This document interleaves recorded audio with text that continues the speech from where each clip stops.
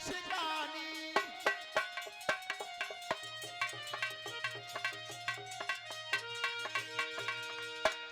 सुन सिया सत्य शीश हमारी, पूजे मन कामना तुम्हारी।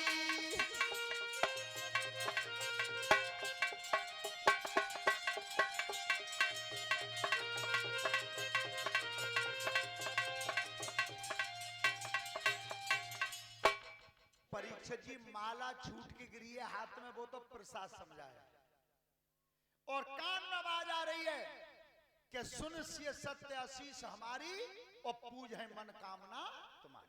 जाओ तुम्हारी इच्छा पूरी होगी। आज सीता जी भगवान राम को हृदय में बसा करके लौट गए, लेकिन अब भवानी मैया विचार करती हैं कि राजा जनक के यहां बड़े बड़े वीर महारथी आए हैं, अगर और किसी के हाथ से धनुष टूट गया तो मेरा दिया हुआ वचन झूठा हो जाएगा, दिया हुआ वचन झूठा हो जाएगा। और इस बात को सब श्रोता बंधु ध्यान से सुनना, पहले वचन की कीमत थी।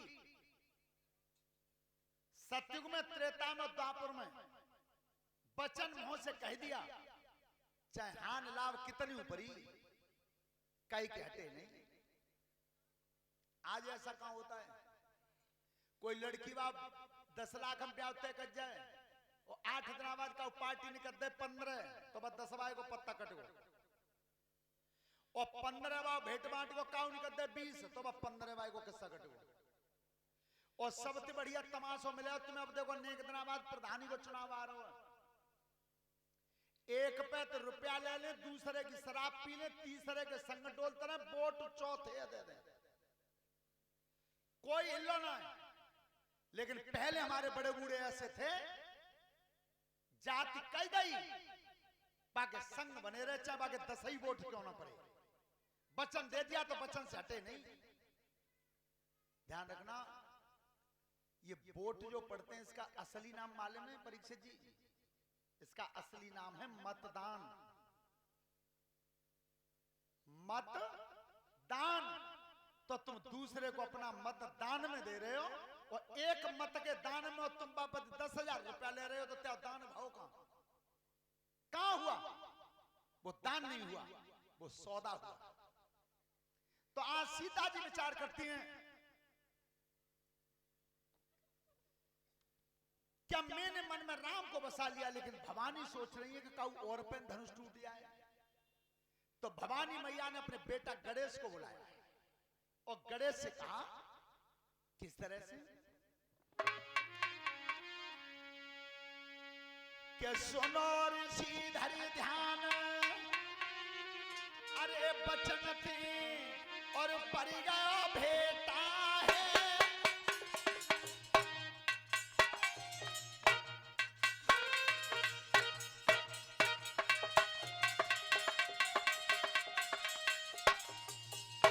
और सोच समझ के मात बुलाई लो अपनों बेटा है। अरे सोची समझ के मात बुलाई लो अपना बेटा है। अरे सोची समझ के मात बुलाई लो। आज गणेश जी को बुलाया है, और तब गणेश से महतारी ने कहा है, क्या? अरे चलो तू जनकपुरी जाइए, और रंग भूमि में धनुष धनुष के ऊपर बन जाइए। अरे रंगा भूमि में धनुष धनुष के ऊपर चढ़ जाइए। बेटा रंगा भूमि में धनुष धनुष के। बेटा धनुष के ऊपर बैठना, और अदृश्य रूप से दिखाई मंदा ना किसी को। बड़े बड़े वीर महारथी आए, बेटा वे कितनों बल मारे पर धनुष उठाए नहीं, क्योंकि सीता के मन में राम बस गए। गणेश जी ने की, मैया कैसी बात कर रही हो? एक एक की तो गिनती का है, जितने आए सब मिल के उठा में, फिर भी नहीं उठने दूंगा। तो महतारी ने फिर संकेत किया, बेटा एक बात और सुन लो, कौन सी? अरे बचन को पालन कर दइए, अरे बचन को पालन कर दइए,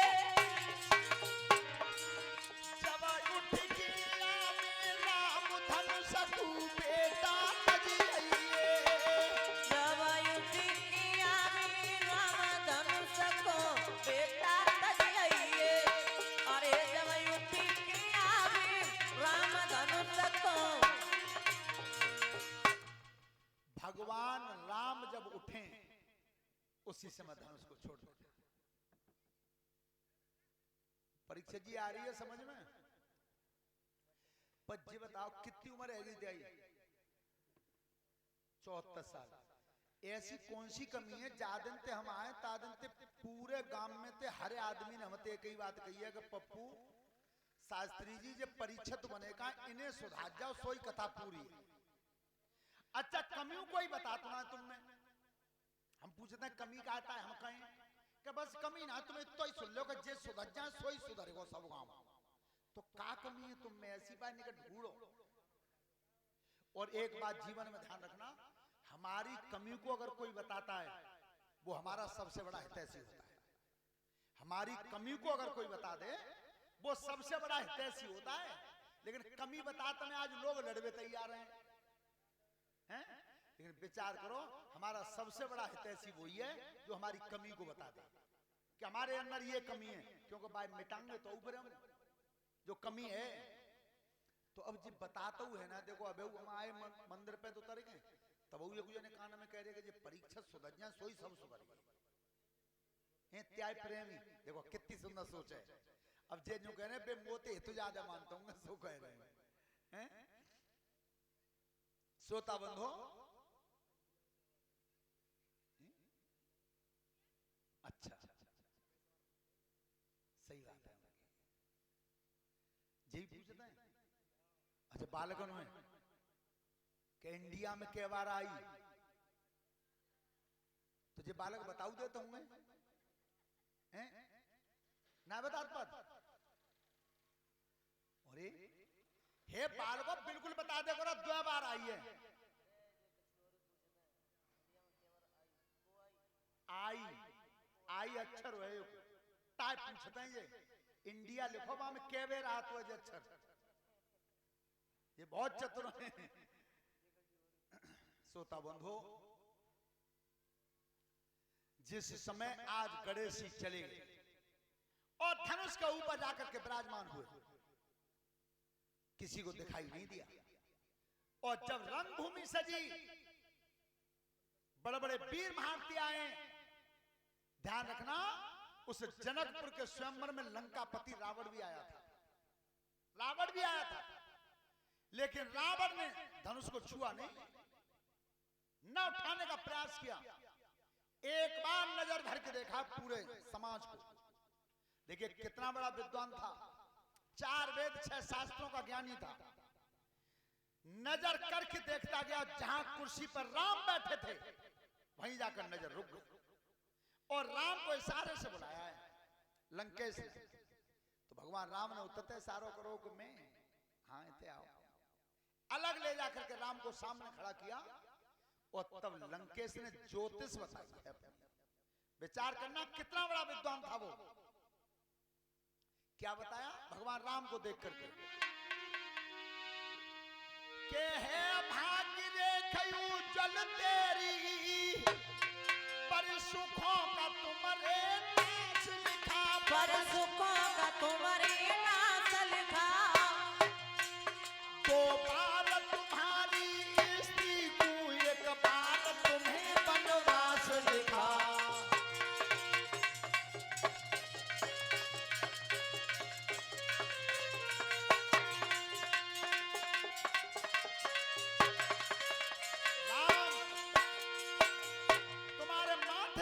बता रही है तुम्हारे भाग्य में सुख नहीं है,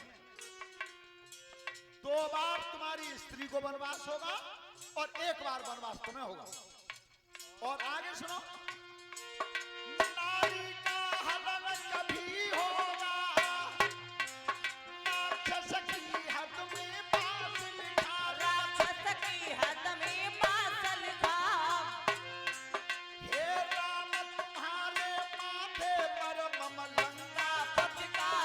इतिहास लिखा।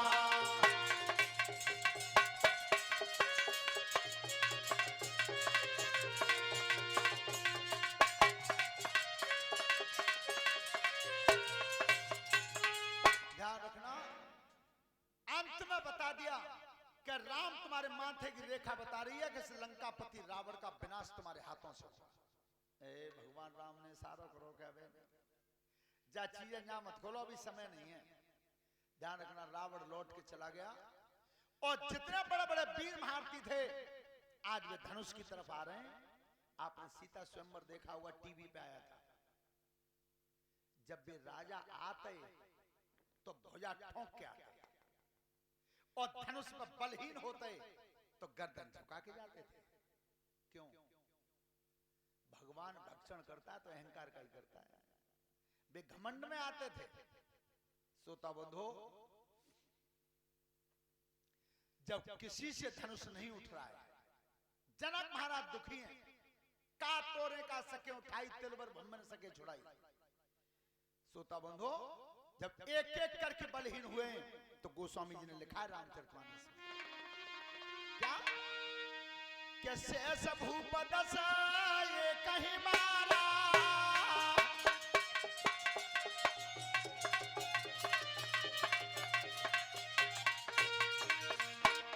शेष भूपदस ये कहीं मारा, लगे उठा मन तरह न तारा।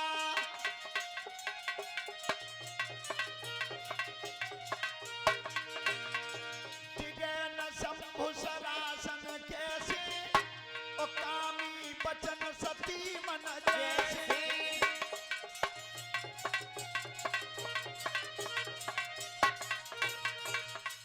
ध्यान रखना, 10,000 राजाओं ने उठाया। अब परीक्षित जी जा में तो शंका है, 10,000 उठाऊ लेते तो शादी किंतु होती, पर वे चतुर कितने, वे आपस में सलाह कर रहे हैं पहले मिल के उठा लो फिर लड़के फैसला कर लेंगे।